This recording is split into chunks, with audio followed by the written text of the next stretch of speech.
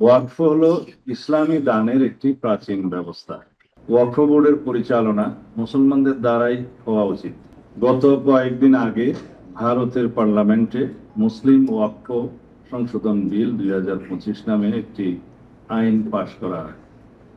আইনটির বিভিন্ন ধারা বিশ্লেষণ করে আমরা দেখেছি যে ভারতের সংখ্যালঘু মুসলমানদের অধিকার খর্ব করা এবং বৈষম্যমূলক আচরণের চেষ্টা করা হয়েছে এই আইন।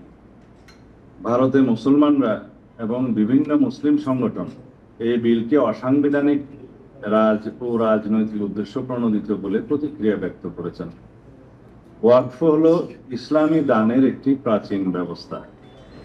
ওয়াকফের মাধ্যমে কোনো ব্যক্তি স্থায়ীভাবে সাধারণ জমির মতো কোনো সম্পত্তি ধর্মীয় বা জনহিতকর কাজে ব্যবহারের জন্য দান করেন। এই ধরনের ওয়াকফ সম্পত্তি বিক্রি করা বা কারো নামে হস্তান্তর করা যায়।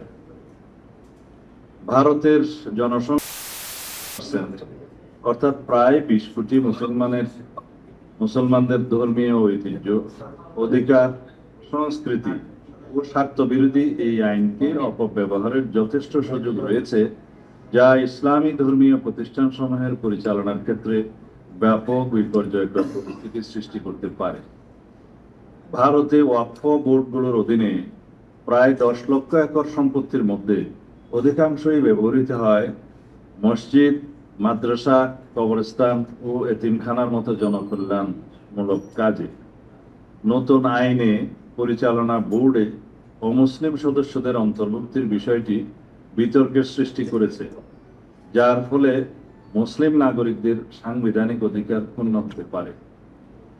মুসলমানদের ধর্মীয় অধিকারে হস্তক্ষেপের কারণে এবং বৈষম্যমূলক আচরণের ফলে সাম্প্রদায়িক সম্প্রীতি বিনষ্টের আশঙ্কা দেখা দিতে পারে। কোনো পদক্ষেপ রাষ্ট্রীয় পর্যায় থেকে গ্রহণ করা সমীচীন নয় বলে আমরা মনে করি। ভারতে অন্যান্য ধর্মাবলম্বীদের এই জাতীয় বোর্ডে অথবা কোনো আইনি সংগঠনে ভিন্ন ধর্মাবলম্বীদের কোনো অন্তর্ভুক্তি দেখা যায় না। সেক্ষেত্রে এই আইনটি একটি বৈষম্যমূলক আইন হিসেবে বিবেচিত হবে। নতুন আইনে পরিবর্তনগুলো শত শত বছর আগে প্রতিষ্ঠিত ওয়াকফ জমির উপর গড়া মসজিদ এবং অন্যান্য ইসলামী ধর্মীয় প্রতিষ্ঠানগুলোর ভবিষ্যৎ অনিশ্চিত করে তুলতে পারে। নতুন আইনে অমুসলিম সদস্যদের এই সম্পত্তি সমূহের ব্যবস্থাপনা ও প্রশাসনিক দায়িত্ব পালনে যে এখতিয়ার প্রদান করা হয়েছে তা মুসলিম নাগরিকদের ধর্মীয় অধিকারে সরাসরি হস্তক্ষেপের শামিল। প্রিয় সাংবাদিক ভাই ও বোনেরা, অল ইন্ডিয়া মুসলিম পার্সোনাল ল বোর্ডের মতে এই আইন ইসলামী ওয়াকফ ব্যবস্থার মূল চেতনার পরিপন্থী।